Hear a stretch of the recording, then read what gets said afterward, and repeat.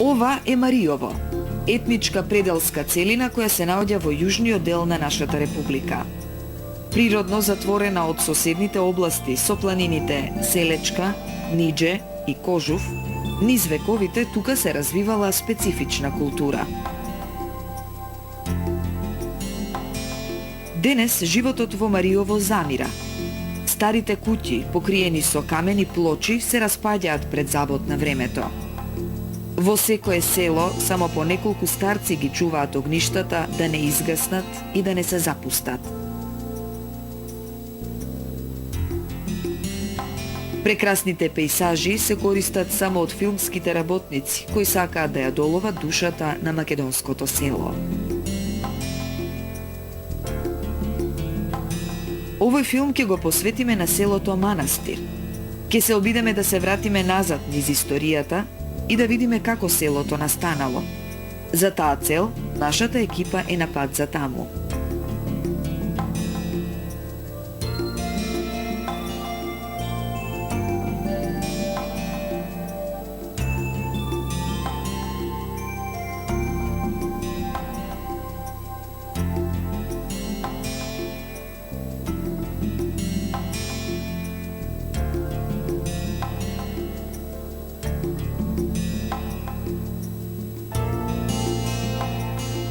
Денес селото ја прославува селската слава Голема Богородица. Сите што некогаш ја напуштиле населбата во потрага по подобар живот, се вратиле и се собрале во дворот на манастирот Света Богородица.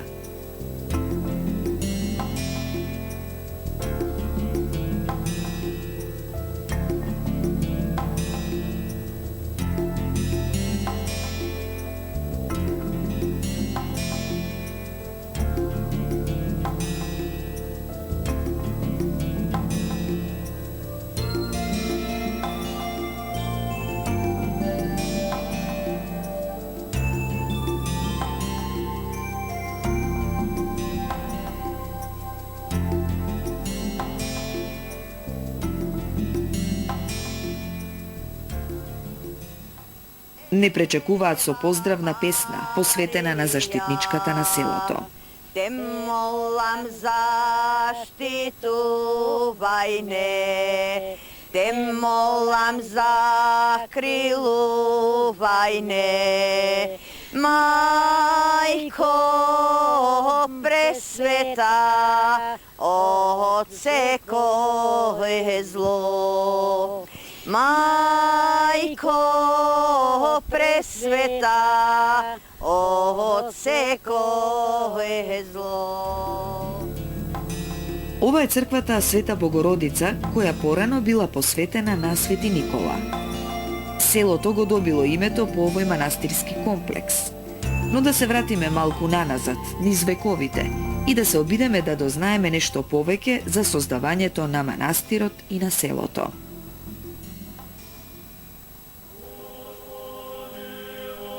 Во 1094 година, за време на владењето на византискиот император Алексеј Комнен, неговиот вујко, протостраторот Алексий, изградил храм посветен на Свети Никола и му подарил одреден број имоти. Овие податоци произлегуваат од грчкиот френско надпис, откриен во црквата при истражувањата во 1954 година.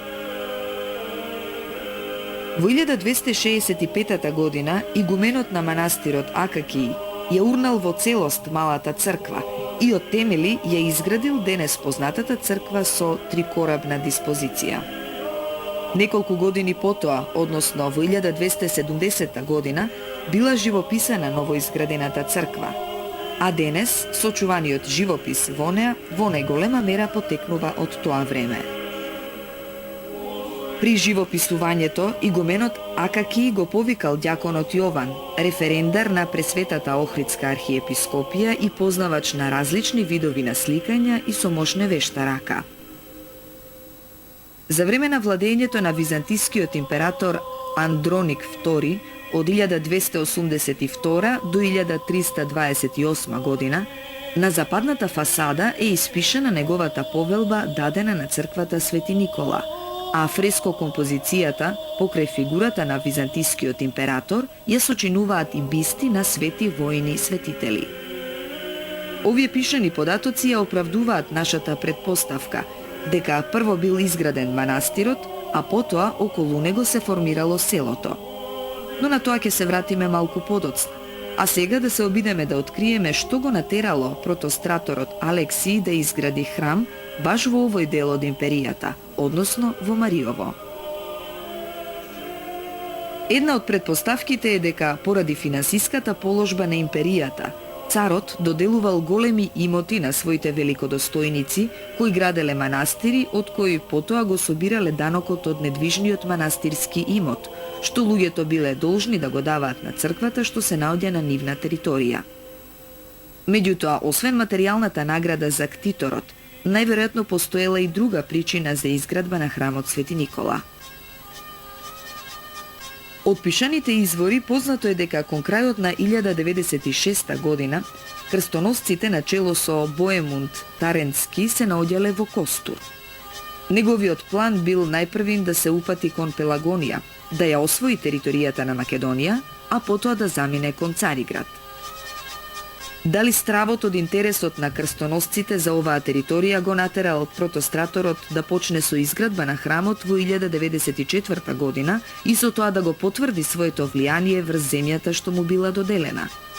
Дали протостраторот може би се исплашил дека македонскиот народ ќе се здружи со крстоносците и ќе ја искористи шансата за повторно воздигнување на својата славна Самоилова држава, уништена пред само 70 години? Оваа предпоставка уште повеќе добива на тежина ако се знае дека 100 години пред ова македонскиот владетел Самоил ја примил круната лично од тогашниот римски папа Гргор Пети, што имало за цел со заеднички сили да се ослабне и порази Византиската империја.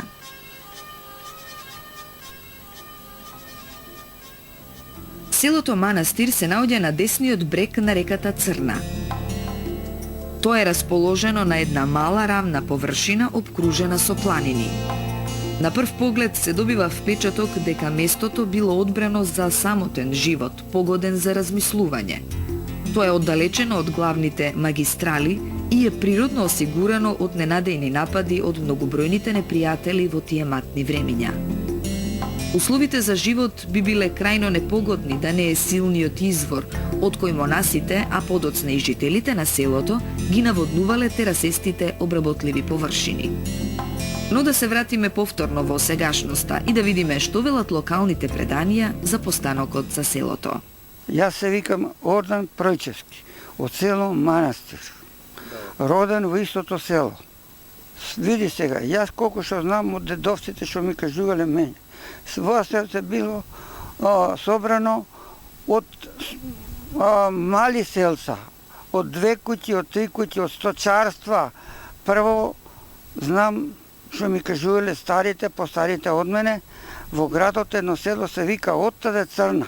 Се вика местото градот, а градче било тоа некогаш било градче и така се завикало селцето градче. На друго место исто така, овде во близина на селото, па едно место се вика и тамо, тоа уште, дали е било уште во првобитна заедница, во едно скремно место кај што се бериле луѓето, уште племиња кои биле.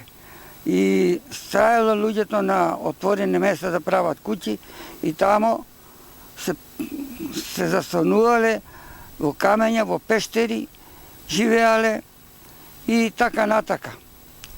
Друго нешто, да кажеме, по моje знаење, не знам да ти кажа право, што го кажувале луѓето од постаро време, тоа е така, и главно селцето мало било од куќа по куќа и така станало село.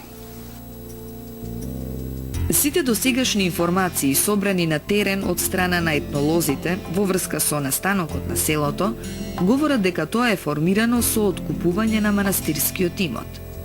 Преданијата, пренесувани од колено на колено, велат дека првите жители се доселиле од околните села за да работат во црковните имоти како аргати. Во нив понатаму се вели дека биле формирани неколку заселоци, како што се Градот, Селце, Раброва пештера, Градиште и Кадена пештера. Со текот на времето, аргатите започнале да ја откупуваат земјата, така што еден ден манастирот останал без земја, пошто почнал да пропаѓа. Важно е да се спомене дека во текот на својата историја, во подолг период, манастирот бил управуван од македонски монаси кои го познавале црковно-македонското писмо, а за тоа сведочат и двата надписа испишани со остар предмет на фреските. Еден од надписите потекнува од 1592 година и е потпишан од некој си Гаврил. Сега да одиме и да ги посетиме местата во кои според преданијата живееле првите жители на селото.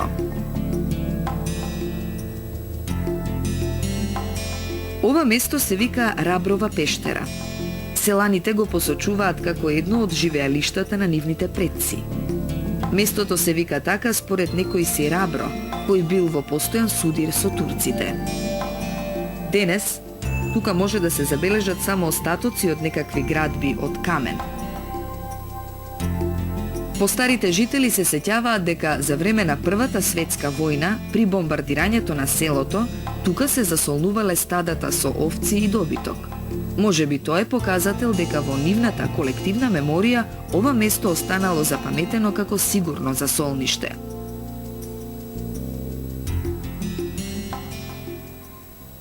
Раброва пештера, нешто исторично, да ти кажа право, не знам. Така аз слушаја да се вика Раброва пештера.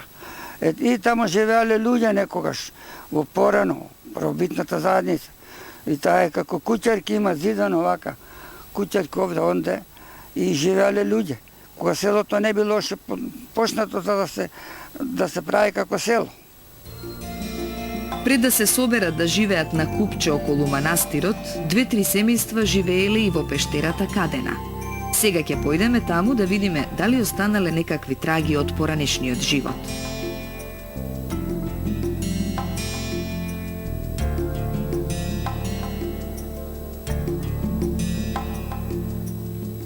На влезот на пештерата се уште има купишта камења кои некогаш го затворале влезот. Ѕидовите насекаде се исчадени, што покажува дека некогаш навистина имало живот на ова место. Да ја слушнеме легендата за пештерата Кадена. Таа и сега се знае пештерата, Кадена пешера, дага е, намо бајади дага е таа. И татки дури е темно, има преградки со ѕидови, ѕидана вака. Ѕидана е, и таму живеале некои племења, вона. Нешто друго, нешто нарочно така, немам слушано понарочно. Едно од местата каде што живееле предците на денешните жители се нарекува Градот или Градок, а познато е под името Маркови кули.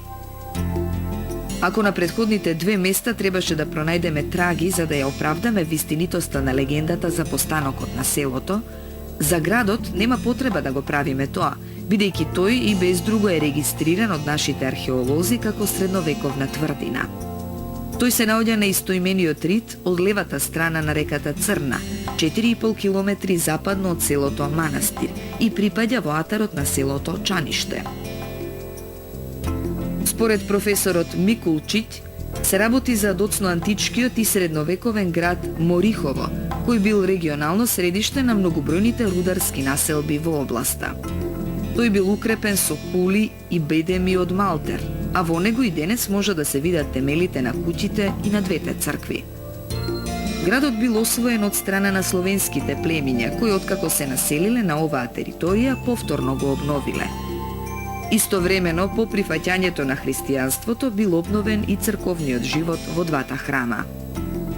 Но да ја слушнеме и легендата за Градот. Знам што ми кажувале старите, постарите од мене, во Градот едно село се вика Оттаде Црна. Се вика местото Градот. А градче било тоа некогаш било градче и така се завикало селцето Градче. Ако предците на жителите на селото Манастир навистина се доселиле тука од Градот, Тогаш оваа легенда, подкрепена со научни сознанија, покажува дека митовите и преданијата имале реална основа за нивното создавање. На крајот ни остана уште да го посетиме и местото викано Градиште. Станува збор за возвишение врз кое природата нафрлала огромни камени блокови со секакви форми и димензии. Тоа е поделено на два дела. Едниот е наречен Голем, а другиот Мал град. Да ја слушнеме легендата за ова место. Па градче било. Тука, како градче било првен, кога било тамо, има се вика големиот град, малиот град и така натака тоа. Имало племиња, тоа е уште одамна време. Од племе на племе, кои били уште од тога е тоа, старо нешто е. Иако имаме сознание дека археологот од Скопскиот универзитет Никос Чаусидис на Градиште пронашол некакви остатоци од ѕидини, сепак сме скептици дека ќе успееме да пронајдеме некоја од алките кои ја поврзуваат целата легенда за постанокот на селото Манастир. Но не за долго. На самиот пат што води до Градиште, забележавме еден антички гроб, откопан најверојатно од страна на дивите копачи. Дали може би тоа е показател дека, освен големите камени блокови, на Градиште има археолошки наоди кои ќе потврдат дека и таму живееле предците на жителите на Манастир.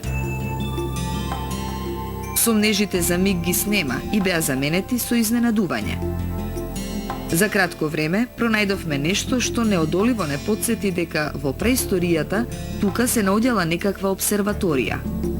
Фино издлабената дупка во карпата на една широчинка најверојатно служела за поставување на дрвен столб, кој може би имал некаков диск со отвор на врвот. Неколку метри источно од дупката забележавме дека во една карпа човечка рака издлабила нишан. Така, доколку се погледне низ него, се гледа право во врвот на планината Пантелеймон, позади која изгрева сонцето. Може би само во еден определен ден од годината светлината минувала низ двата нишани и со тоа го означувала денот наменет за извршување на некакви обредни активности. Се надеваме дека ова е доволен предизвик за нашите археолози и астрофизичари да се позанимаваат со Градиште.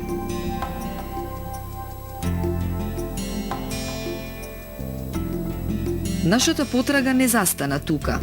По некое време пронајдовме и остатоци од суводзид, но сепак изненадувањето беше најголемо кога под еден огромен блок најдовме еден куп остатоци од керамика, исто така најверојатно ископана од страна на дивите копачи. На прв поглед може да се заклучи дека се работи за керамика која потекнува од бронзениот па се до доцноантичкиот период. Сето тоа зборува за континуираното населување на ова место.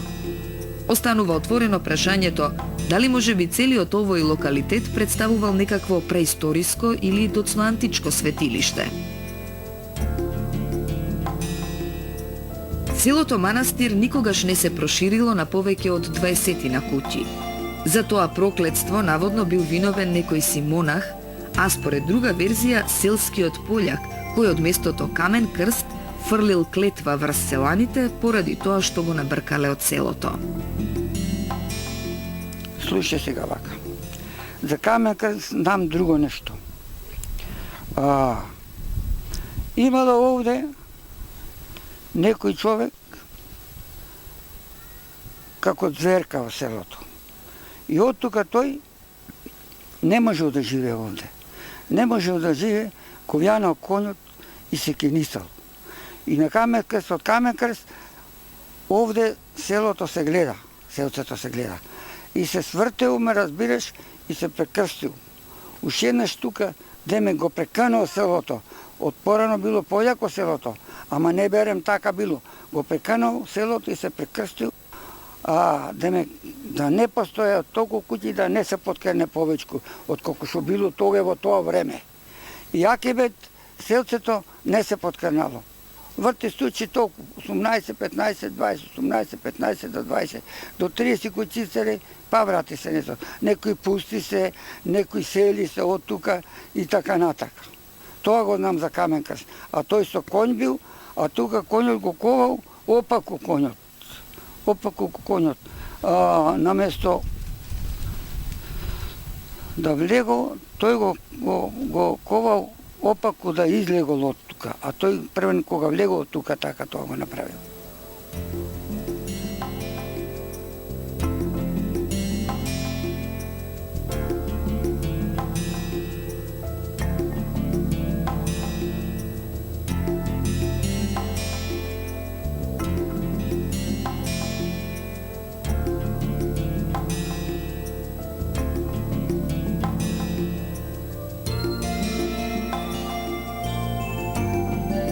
Манастирот се збогатил и тука почнал да се прави куќарки, вија се во сето манастирско. Дај му место, манастирот оддели му место, прави си ти куќа, трајко или петко или како се вика, ту на тоа место. И си направил куќа и во манастирот работи. После тоа почнал да му иделе тој нивето во Каски шосе, почнал да му иделе на луѓето, ево ти тебе една нива од манастирот, друга од манастирот, и така, и после кога попаднал манастирот, има многу ниви, още се водат на манастирот, не застопанети. И кога бил катастарот, само заборави која година беше, заборави да ти кажа.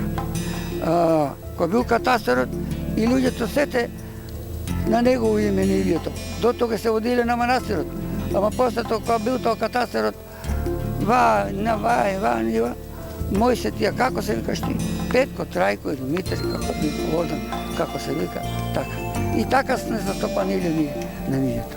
А во сето ова Каско било, така ми кажуше на татка, татко му, дедо мој. Амин.